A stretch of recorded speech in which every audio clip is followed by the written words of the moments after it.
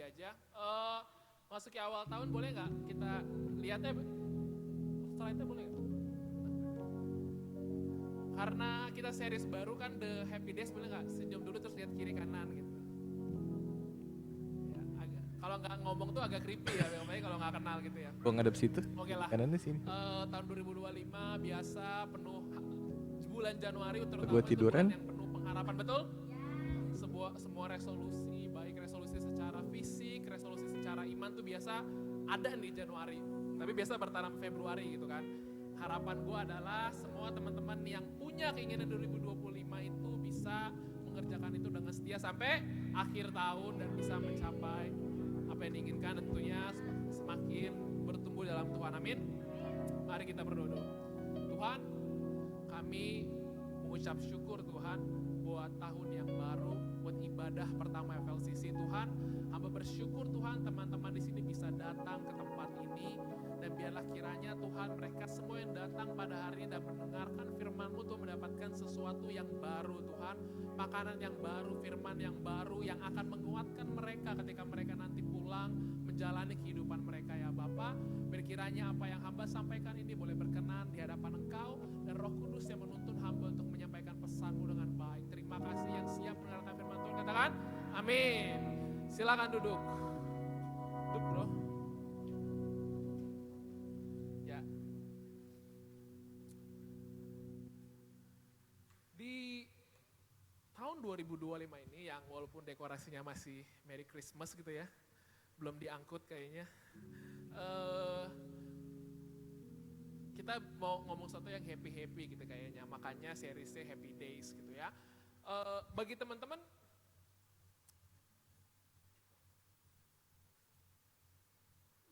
oh ini harus nyalain dulu ya? Enggak sih kayaknya. Coba. Oh ya bisa. Siapa di sini yang pengen bahagia? Senang-senang, angkat tangan.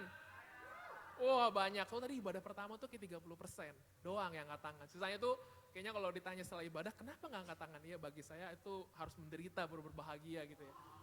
Oke. Nah kira-kira apa sih definisi itu kesenangan?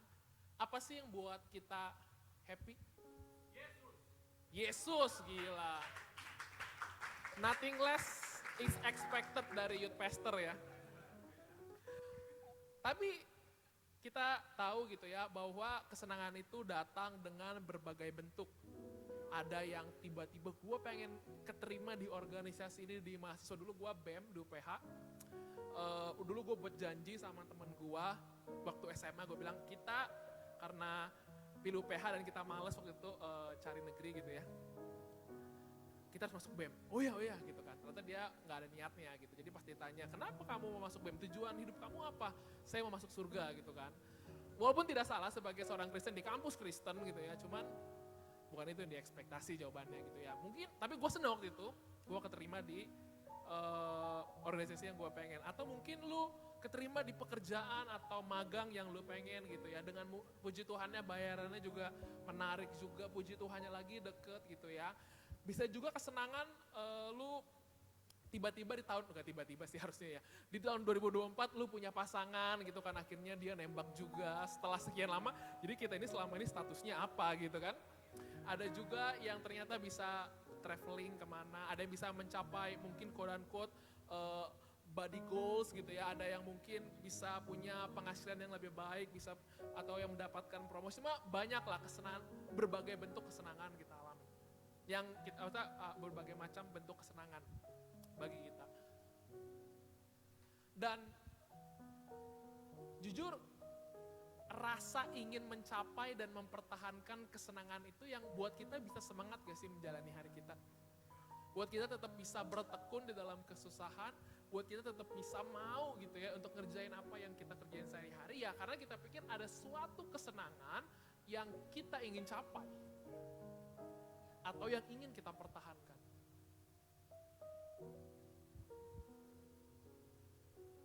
Nah, ada satu bagian menarik gitu ya dari teks atau naskah proklamasinya dari negara Amerika Serikat di tahun 1776. Obviously kita semua belum lahir. Itu berapa sih? 250 tahun lalu ya? Tadi gue tebak-tebak aja sih. Oh iya bener. 250 ya, 2,5 abad. Di situ dia bilang bahwa semua manusia itu dibuat setara.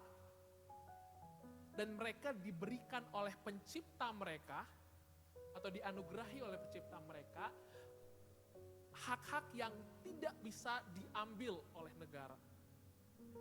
Ada life, atau di antara lainnya ada life, liberty, and pursuit of happiness. Jadi mencari atau mencapai sebuah konsep kesenangan itu bukan sebuah konsep baru, bener gak? Bahkan 100 tahun sebelumnya gitu, yang kalau dulu kuliahnya merhatiin guru kayak gua gitu kan, duduk di depan, ambis-ambis kan. Tapi kalau siang tidur gitu ya, tidur sih ya siapa suruh makan nasi pak gitu kan. Lah kan kamu yang makan. Iya sih, gitu ya. Oh, nextnya kesini sih. Blaise Pascal gitu ya, dia by the way selain seorang mathematician, dia juga seorang filosofer, dia juga seorang teolog, tapi dia bilang gini, all men seek happiness. Whatever different means they employ, they all tend to this end. Kalau kita benar berhenti sejenak dan kita berpikir, kenapa sih kita mau bangun di pagi hari? Kenapa kita mau berangkat ke kuliah? Kenapa kita mau datang untuk mengerjakan pekerjaan kita di kantor? Ya jawaban kita, oh ya saya mau lulus kak, saya mau mungkin, atau kak lagi, ya saya mau lulus gitu ya, terus mungkin saya, ya emang itu kewajiban saya, tapi kalau kita benar-benar lihat lagi gitu ya, kenapa sih kita mau kerjain itu semua? Mungkin karena kalian pengen lulus, pengen punya pekerjaan yang layak, pengen punya penghasilan yang layak, sehingga mungkin nanti bisa menabung, bisa bagaimana kita semua bertindak dalam hidup ini gitu ya. Pasti ada motivasinya karena kita ingin mencapai sebuah konsep kesenangan, betul? Ini benar 400 tahun lalu, ini benar 2000 tahun lalu, dan kita akan bahas nanti di Alkitab gitu. Ini merupakan sebuah kebenaran bahwa setiap manusia ingin mencapai yang namanya kesenangan. Bahkan Tuhan pun ingin ingin kita untuk bisa menikmati atau punya rasa senang. Ibrani 11 ayat 6 bilang, for whoever would draw near to God must believe. Kalau kalian mau datang ke hadapan Tuhan harus percaya bahwa Dia itu ada dan Dia memberikan reward to those who seek Him. Karena ada pengharapan akan itu, kita datang ke Tuhan. Karena ada pengharapan siapan Tuhan dan janjinya, kita menjalani hari kita bisa menanggung beban yang mungkin Tuhan kasih. Tapi ada konsep itu, oh ya Tuhan nanti akan tolong gua gitu, Tuhan yang akan berikan gua sesuatu, pasti ada breakthrough. Hal-hal itu semua ada sebuah konsep kesenangan yang membuat kita tuh akhirnya bisa melakukan sesuatu. Bahkan Mazmur 103 ayat 5 dia bilang bahwa the Lord satisfy your desires with good things. Tuhan ingin loh untuk memberikan apa yang menjadi keinginan hati dari teman-teman. Dia tuh bukan Tuhan yang menahan-nahan, gak ada untungnya mungkin bagi gue dia menahan. Dia ingin memberikan kepada kita gitu. Tuhan tuh bukan yang pengen pokoknya kalau misalkan meti gue Niko, dia pokoknya harus susah hidupnya kalau masuk Kristen, susah biar dia bisa cerita mulu di Friday kan.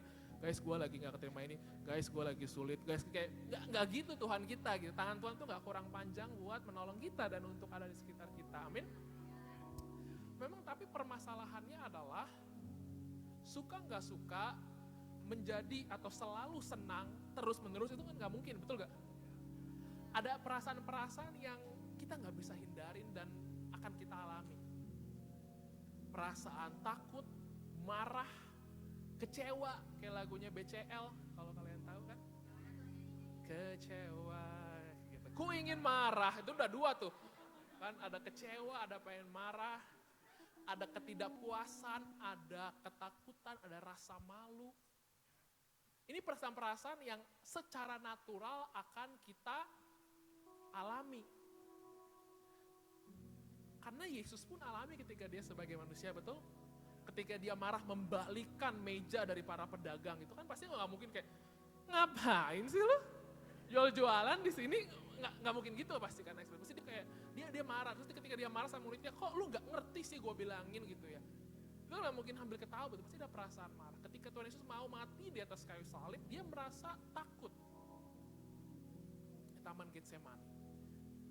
Jadi perasaan-perasaan itu kalau Yesus alami, kita juga pasti alami. Dan kadang kita berpikir bahwa oke, kalau misalkan gue merasa hal itu, karena pribadi gue pun merasa demikian, ada semacam, kayaknya kalau gue ngalamin yang namanya kecewaan itu gue lagi gagal tuh. Kayak itu indikasi sebuah kekurangan dalam hidup gue. Harusnya gue gak ngerasain ini. Harusnya gue ketika ada masalah cuma bilang, Tuhan terima kasih, ini hal pasti sudah Engkau izinkan terjadi dalam hidup gue gitu. Kayak kebal sama yang namanya perasaan-perasaan seperti ini. Tapi nyatanya enggak, karena kita alami itu. Jadi gimana ketika, dan ini yang pengen gue sampaikan nih, begini, bagaimana sih kita itu bisa menavigasikan gitu perasaan ketika perasaan-perasaan yang mungkin kita nggak suka kita alami. Dan pada faktanya setiap perasaan yang datang dalam hidup kita itu punya peran penting, dan kita akan belajar nanti dari ayat Alkitab yang kita bahas. Yang masih siap katakan amin? Amin.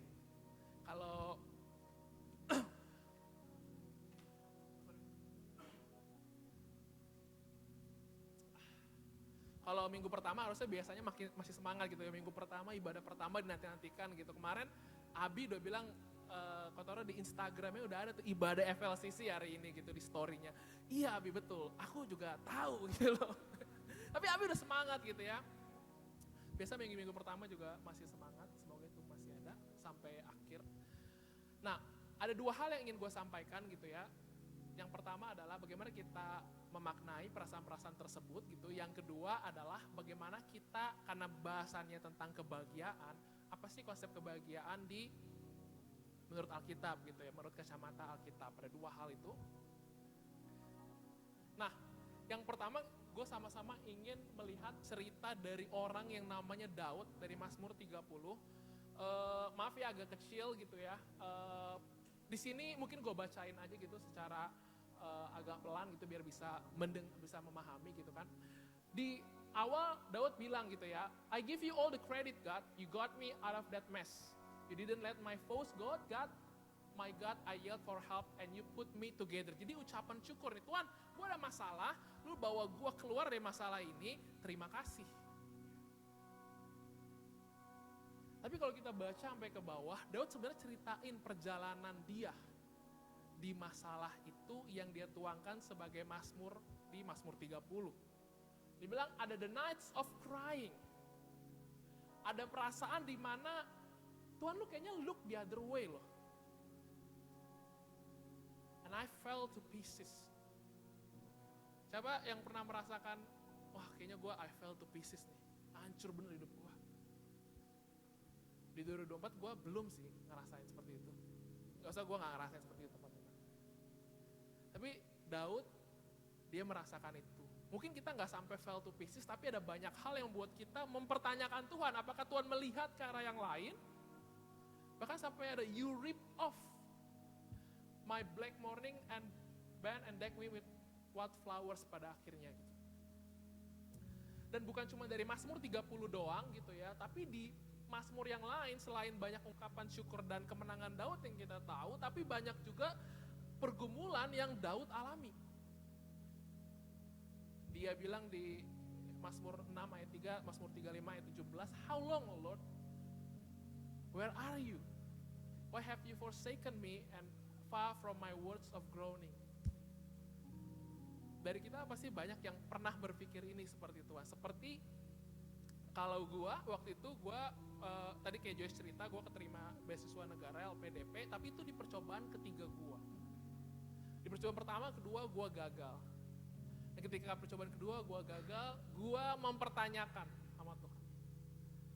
Gue bilang bahwa Tuhan, gue mau ngambil ini karena gue rasa ini bisa membuat gue memperbesar potensi gue gitu di bidang hukum.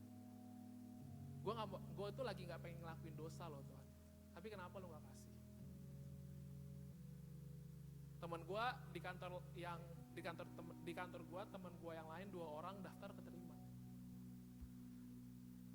Memang gue bisa bilang bahwa ya waktu terima ya Tuhan Yesus baik gitu ya, itu benar gitu. Gue berusaha mempreach itu ke dalam hati gue, tapi yang hati gue truly rasakan adalah kenapa? Teman-teman juga pasti pernah lah mengalami perasaan ini. Aduh, Nabi Yeremia bahkan bilang gitu ya di Yeremia 15 ayat 18 dia bilang, why is my pain unending and my wound grievous and incurable. Nah dia bahkan sampai ngomong ke Tuhan gitu, gue parafrasekan dari Yeremia 15, will you fail me God? Elu nih Tuhan pencipta langit dan bumi yang berdaulat, Alfa dan Omega. Nabi Yeremia sampai bisa bilang gitu kurang lebih, will you fail me? Karena jujur pasti ada perasaan itu, ada perasaan dimana kita kayak Tuhan lagi gak deket, Tuhan lagi gak menolong, dan kenapa? Baik kan kita ini generasi yang kalau orang tua kita dulu dikasih tahu iya aja, kita kan pasti nanya kenapa. Kata mak gue dulu, kenapa sih kamu banget nanya kenapa gitu ya. Kayak ini gak boleh kenapa. Itu merupakan pertanyaan umum. Gue rasa kalau kita bisa tanyakan kepada orang tua kita atau suatu hal yang kita gak sukain, di dalam hati kita, kalau kita lagi gak suka sama hal yang Tuhan izinkan terjadi, kita mungkin akan tanya kenapa. Kalau ditanya suka gak suka sama putusan Tuhan, jawabannya mungkin enggak gitu. Harusnya Tuhan tahu kebutuhan gue yang gue rasa ini penting nih, tapi Tuhan gak kasih. Kenapa? Nah dari sini kita belajar ya, kalau orang-orang yang kayak Daud, Yeremia, yang ada masa senangnya mereka muji Tuhan, tapi mereka juga mengalami masa yang sulit. Apa sih yang kita bisa lihat dari mereka? Mereka itu jujur di hadapan Tuhan. Fakta bahwa sampai ada Mazmur yang ngomong seperti ini gitu, dan itu masuk ke Alkitab gitu menjadi pesan Tuhan, gua rasa ini bisa menjadi pengingat kita gitu ya di awal tahun, yang kita harapannya semua resolusi tercapai, bahwa akan ada momen gak enak di tahun 2025. Akan ada momen dimana kita kayak mengernyitkan dahi gitu, mungkin kita mengepalkan tangan, atau kita mungkin nangis gitu ya. Kan ada momen itu. Tapi kita bisa belajar dari Daud dan Yeremia adalah bahwa mereka jujur di hadapan Tuhan, dan jujur itu justru malah bagus dan buat kita bisa lebih dekat dengan Tuhan. Kadang kita merasa sebagai orang Kristen tuh pokoknya harus kebal sama yang namanya perasaan takut gitu. Kayaknya kalau cerita, gue lagi kemarin nangis nih nggak dapet ini, atau gue lagi sulit nih gitu kan. Kayaknya berarti ini lu lagi nggak deket nih sama Tuhan nih gitu kesannya gitu. Gue habis marah banget sama orang tua gue habis marah banget gitu sama bos gue rasanya itu kalau ini laptop geplak gitu mungkin gitu, sampai keselnya gitu kan. Kayaknya kalau cerita kayak gitu tuh, lu udah pemikiran lu udah dosa, lu udah lu gitu kan, kayak kadang kita bahkan sulit untuk jujur sama diri kita sendiri gitu, jujur sama bahkan sama Tuhan. Tapi teman-teman, sebenarnya kalau itu kalian merasakan, kalau kalian mempertanyakan sebuah keputusan yang Tuhan izinkan terjadi dalam hidup kalian, lebih baik ngomong daripada diam. Coba ngomong sama Tuhan, karena hal itu yang udah gue coba lakuin juga. Dan akhirnya waktu itu gue dapat sebuah comfort, seperti ada kayak misalkan gue mendapat pengertian seperti ini, kayak emang lo harus berangkat ke sekolah tahun ini, tahun 2024. Emang kalau tahun 2025 Tuhan jadi kayak nggak berdaulat gitu. Emang Tuhan nggak boleh kalau planet Tuhan adalah tahun 2025 gitu, 2026 atau 2027. Nah akhirnya gue merasa dikuatkan kembali gitu setelah gue cukup komplain kepada Tuhan, simpelnya. Gitu ya, ada satu gospel writer gitu ya, di Amerika dia bilang gini, prayers of complaint can still be prayers of faith. They represent the last refusal to let go of the God who may seem to be absent or worse, uncaring. Jadi ketika teman-teman datang kepada Tuhan, itu bukan sebuah sinyal kelemahan kalian atau kalian nggak percaya gitu. Justru karena kalian tahu pengharapan kalian ada di dalam Tuhan, lu datang ke orang yang menjadi sumber pengharapan itu. It is the last refusal, maka dia bilang, to let go of God who may seem to be absent or uncaring. It is supreme honesty before a God whom my faith tells me I can trust. He encourages me to bring everything as an act of worship, my disappointment, my frustration, and even my hate.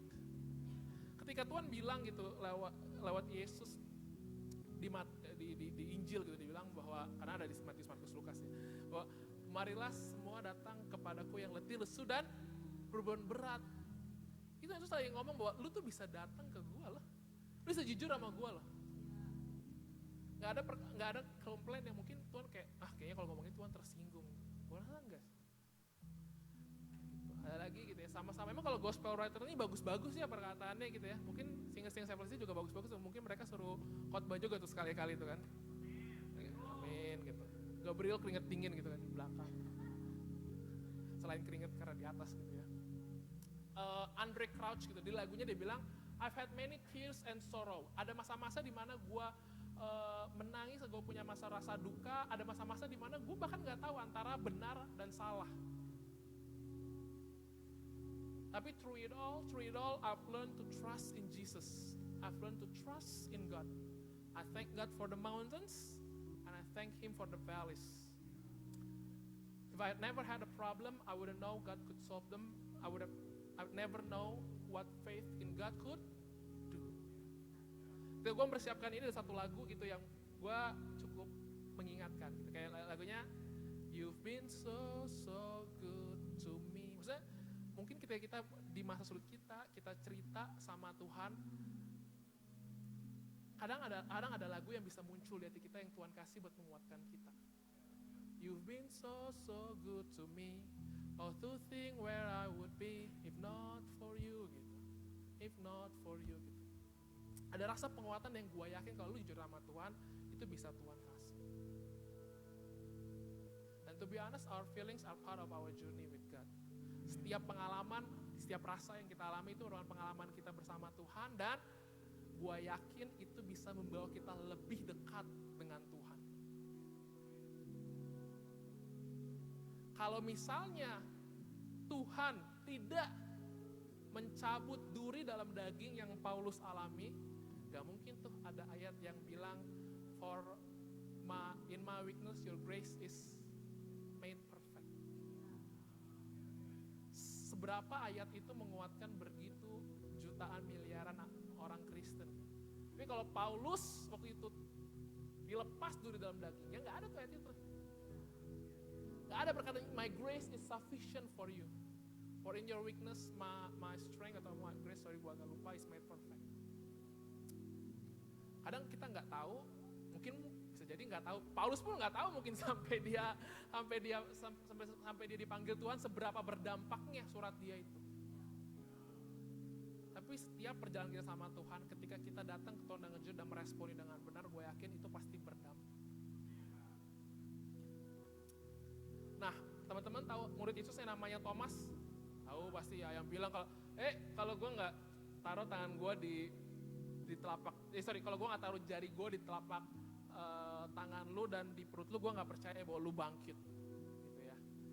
Dan akhirnya dia dilabeli gitu, kalau kita cari di Alkitab, di internet, yaitu Doubting Thomas gitu. Padahal murid Yesus nggak ada lagi namanya Thomas gitu ya, kenapa harus dikasih Doubting Thomas gitu ya?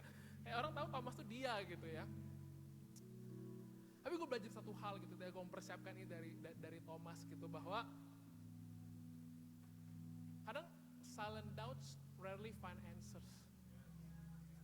Mungkin kalau teman-temannya lain yang 10 gitu ya, karena Yudas udah gitu kan ya, karena Yudas waktu itu udah gitu ya, 10 lain itu diam artinya percaya gitu, that's good. Mungkin Thomas kita pikir, dia gak percaya nih, baru harus pegang. Iman tuh kan ada, lu gak lihat tapi lu percaya gitu kan. Tapi pada akhirnya Thomas percaya sama Yesus. Setidaknya dia jujur sama perasaan dia. Setidaknya dia sampaikan keluh kesahnya, dia sampaikan kebingungan dia. Dan itu jauh lebih baik daripada kita, udahlah gak penting gitu. Udahlah gue gak.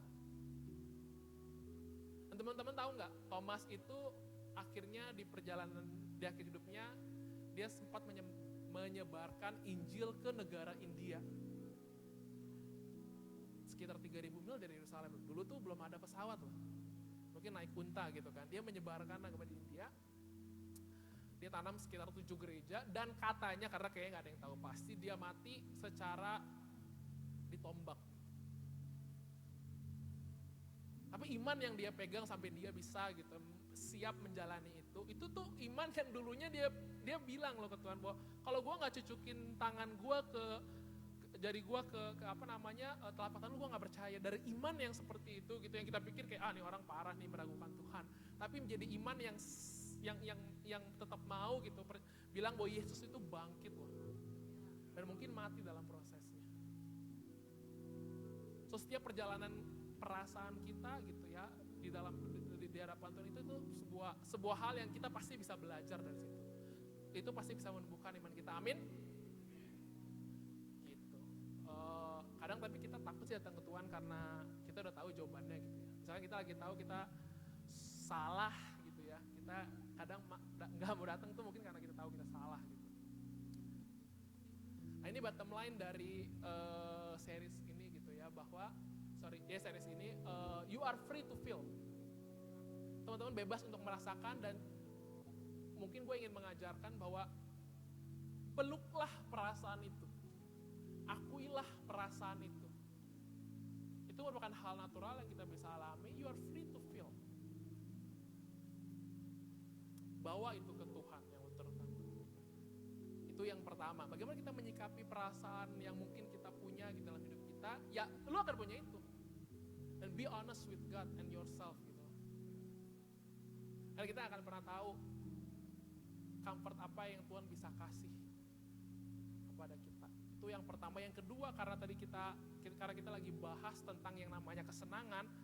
Setiap dari kita pasti punya konsep apa yang menurut kita kesenangan di berbagai hal, di pekerjaan, di hubungan, di lain hal gitu, atau mungkin ya in general gitu, gue happy. Tapi apakah salah untuk mengejar itu? Tidak. Nah, tapi ada hal yang lebih penting yang sifatnya, kalau tadi kan itu gue sebutnya temporary happiness. Itu happiness yang Tuhan izinkan dan Tuhan bisa kasih ketika kita ada di dunia gitu.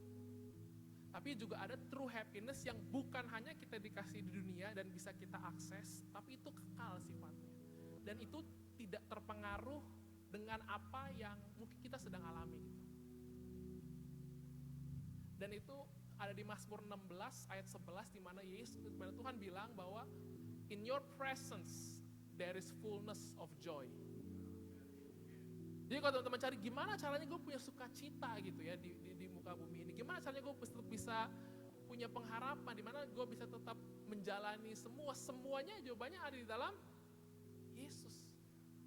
Karena in your presence there is fullness of joy.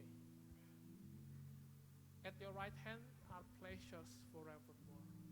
Jadi sebagai orang Kristen gitu ya, kita punya fondasi kesenangan itu ada di dalam Yesus dan di dalam hadirat Dia. So itu yang kita perlu cari gitu. Mungkin pengingat juga di awal tahun 2025. Ada further truths about happiness gitu. Yang pertama gitu ya, adalah happiness does not come from your performance or achievements, but from God's performance and achievements. Sukacita kita itu datang dari Tuhan yang udah mati di atas kayu salib, yang udah bangkit, terhadap Tuhan yang berdaulat, Tuhan yang punya rencana. Makanya ketika Yesus naik ke surga, dia bisa bilang gitu sama muridnya bahwa in this world you will have tribulations. Lo akan punya masa-masa susah di muka bumi ini. Tapi bersukacitalah dan kuatkan hatimu, sebab aku telah mengalahkan dunia. Yesus bilang bahwa sumber sukacita lu tuh bukan karena lu gak punya masalah, tapi sumber sukacita lu karena Tuhan telah mengalahkan dunia. Apa yang sudah Tuhan perbuat, tapi sudah capai dan kayu salib, itu yang bisa kita pegang di hidup ini. Sehingga apapun perasaan yang kita alami, teman-teman tetap bisa memaknai itu dalam konteks kedaulatan Tuhan, dalam konteks iman kita sebagai orang Kristen, bagaimana kita merespon situasi-situasi tersebut. Kalau ada bos yang lagi mungkin, atau mungkin teman lain yang salah dalam hidup kita, lu bukan cuman bisa kayak ngata-ngatain doang gitu ya, atau bahkan kayak jadi kepahitan, tapi lu bisa memaknai itu. Buat Tuhan lagi izinkan ada orang yang sedang menyakiti hati kita. Lu bisa datang ke Tuhan, gue lagi sakit, itu sakit banget, gue gak suka dia perlakukan seperti ini, gue marah, tapi gue harus gimana?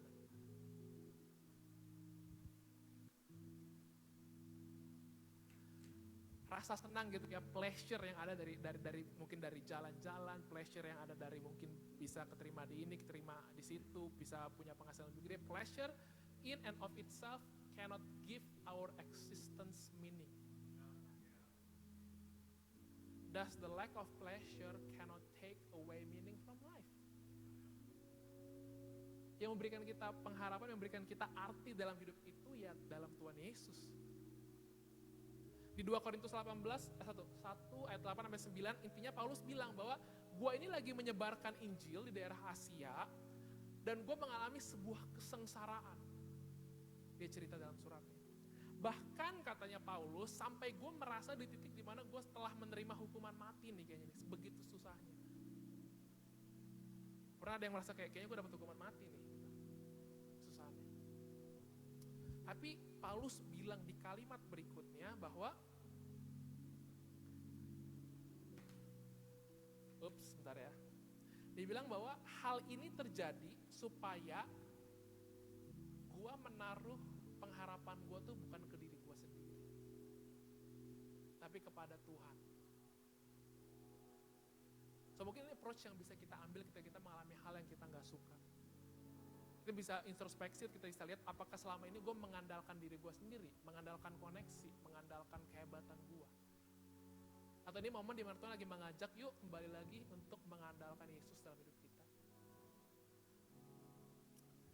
Dan yang berikutnya, ketiga, temporary happiness itu bisa bawa kita jauh kepada Tuhan. Jadi kalau kita lagi merasa hidup gue kayaknya oke-oke aja gitu ya, don't get carried away. Bukan berarti ketika kita lagi baik, itu kayak oke, Tuhan lagi senang sama gue. Jadi Tuhan lagi mengetes lu. Karena Tuhan Yesus mengetes Israel ketika dia masuk ke dalam tanah Kanaan dengan apa? Dengan berkat. Apakah dia setia dengan Tuhan? Atau dia menikmati berkatnya too much sampai dia lupa siapa yang memberikan mereka kekuatan untuk menikmati berkat itu. Pada akhirnya Israel memilih untuk meninggalkan Tuhan. Daud Salomo jatuh ketika dia ada di posisi yang enak, bukan ketika dia di posisi yang susah. Jadi buat teman-teman yang merasa kayak awal tahun masih oke-oke aja, bukan berarti gue merasa cari kesusahan, jangan, karena kesusahan akan datang, tapi jangan tinggalin the presence of God. Seek it like itu the first and foremost thing in your life. Amin. Nah ini kita hal-hal yang bisa dilakuin untuk bisa, kalau Inggris itu sih memeluk gitu ya, menghadap ya gitu lah, untuk bisa memeluk perasaan itu gitu ya, atau bisa mengakui perasaan itu. Jujur pada diri sendiri, kadang kita kan tadi gue bilang sebagai orang Kristen punya persepsi bahwa kayaknya nggak boleh nih merasa marah nih, kayak marah ini dosa, bener nih. Be honest with God and your feeling. Jujur sama Tuhan, datang doanya mungkin bukan hanya, karena kalau kita mau punya suatu genuine relationship gitu ya, sama orang, sama pasangan kita aja deh, kita kan pasti ingin merasa bebas dong bisa ngomong, gue kurang suka nih kalau lu begini. Dan gue rasa sama juga dengan Tuhan. Dan itu juga dilakuin sama tadi cerita yang di Daud sama Yeremia, bahwa datang ke Tuhan, be honest about your feeling, be honest in your prayer, be really honest in your prayer. Dan juga mungkin kepada orang-orang yang udah Tuhan tempatkan di sekitar kita, saudara-saudara seiman kita, jujurlah kepada mereka. Mungkin penguatannya ada bisa datang dari mereka. Next. Nah ini kalau mungkin, ini doa yang gue terapin dalam hidup gue, kalau gue merasa apa ada yang salah dalam hidup gue ya, yang gue mungkin gak aware sama, yang mungkin gue gak sadar. Mungkin ini juga bisa teman-teman lakuin. Look deep into my heart, God, and find out everything I'm thinking.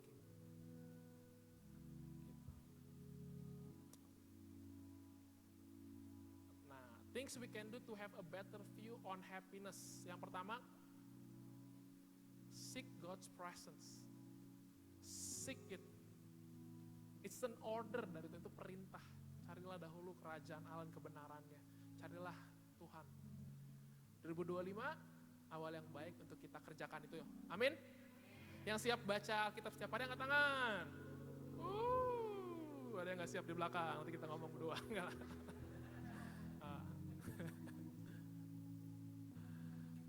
Buatlah, ambillah keputusan yang kita pikir akan lebih baik jangka panjang daripada kenikmatan sesaat. Kalau kita terus terapin ini dalam keputusan kita, dalam decision making kita gitu ya, kita akan lebih mudah untuk mencapai happiness yang Tuhan mau kasih gitu ya. Nah, kita nggak bisa bilang, Yesus, gue mau happiness dari Engkau gitu, gue mau berkat dari Engkau, tapi kan hidup menurut keinginan diri sendiri kan agak nggak aci gitu ya. Yang ketiga, cobalah mungkin simpelnya berlapang dada gitu.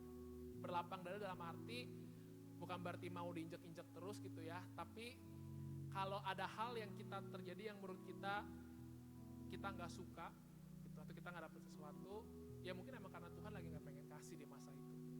Daripada kita ngomong sama temen kita, wah ini mah karena yang ini temennya siapa, ini koneksinya ini, itu mah bayar itu gitu. Jadi kita nggak dapet sesuatu, jadi kita nyalain situasinya. Aduh, gue performance-nya jelek nih, jadi nggak dapet insentif atau bonusnya terlalu bagus. Ini mah karena bos gue tuh nggak punya visi bener loh itu loh. Jadi mungkin ada benernya gitu. Tapi mungkin kita bisa menjadi orang yang lebih berbahagia kalau kita menerima bahwa hal-hal yang Tuhan izinkan dalam hidup kita ya itu atas kehendak Dia. Apapun.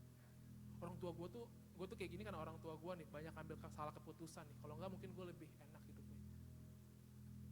Ini stop untuk ada tendensi pasti berpikir ke sana karena gue pun pernah di posisi seperti itu gitu. Saya coba berpikir bahwa oke, apa yang terjadi dan Tuhan izinkan dalam hidup gue. Ajar gue untuk bisa merespon itu dengan benar. Ajar kita untuk bisa merespon itu dengan benar. Amin. Sebagai penutup, ini kembali bottom line-nya, you are free to feel. Be honest with God. Amin. Mari kita berdiri sebelum sharing. Tapi kalau sharingnya ternyata ada gak suka sama teman kelompoknya, ngomonginnya mungkin gak depan dia kan. Gue gak suka sama lu asli. Takutnya ada pertikaian. Oke. Yul, ini di mana? Dah ke G dong. Nanti gue akan berdoa, nanti gue kasih ke Joyce ya. Tuhan, terima kasih buat firman-Mu pada hari ini di mana kami bisa kembali Tuhan diingatkan bahwa kami bisa jujur sama Engkau ya Bapa. Tuhan, Kau yang tahu isi hati kami, Kau yang tahu kedalaman pikiran kami. Tuhan, biar kiranya Tuhan kami boleh dalam segala hal yang terjadi dalam hidup kami, dalam segala perasaan yang kami alami, baik itu bukan perasaan senang Tuhan, atau perasaan yang kami malu Tuhan bercerita ke orang lain. Kami bisa tetap menikmati Engkau, kami bisa datang kepada Engkau, kami bisa kembali dikuatkan dengan Engkau ya Bapa. Tuhan, kami berdoa buat teman-teman di sini Tuhan di awal tahun yang semua punya kerinduan di hadapan Engkau ya Bapa. Biarlah kiranya Engkau yang boleh hadir di dalam setiap kerinduan mereka, biar kiranya mereka bisa bertumbuh iman dan pengenalan mereka akan Engkau ya Bapa. Biarlah kiranya Tuhan mereka kuat dan mengakar teguh dalam Engkau. Terima kasih ya Bapa, terima kasih. Teman-teman, mari kita angkat kedua tangan kita akan menerima berkat yang terbaik dari Tuhan dan menutup ibadah pada siang hari ini. Diberkatilah hidupmu, diberkatilah sekolah, kuliah, pekerjaan, usahamu. Tuhan akan membuat engkau berhasil. Biarlah kiranya engkau akan terus menjadi kepala dan bukan ekor. Engkau akan terus menjadi garam dan terang dunia sama seperti firman Tuhan telah katakan. Biarlah kiranya berkat yang terbaik dari Allah Bapa, cinta kasih dari Yesus Kristus, dan persekutuan yang manis dengan Roh Kudus menyertai kita semua mulai dari hari ini bahkan sampai selama-lamanya. Mari kita semua yang percaya sama-sama katakan amin. Happy Sunday all. Silakan masuk ke small group.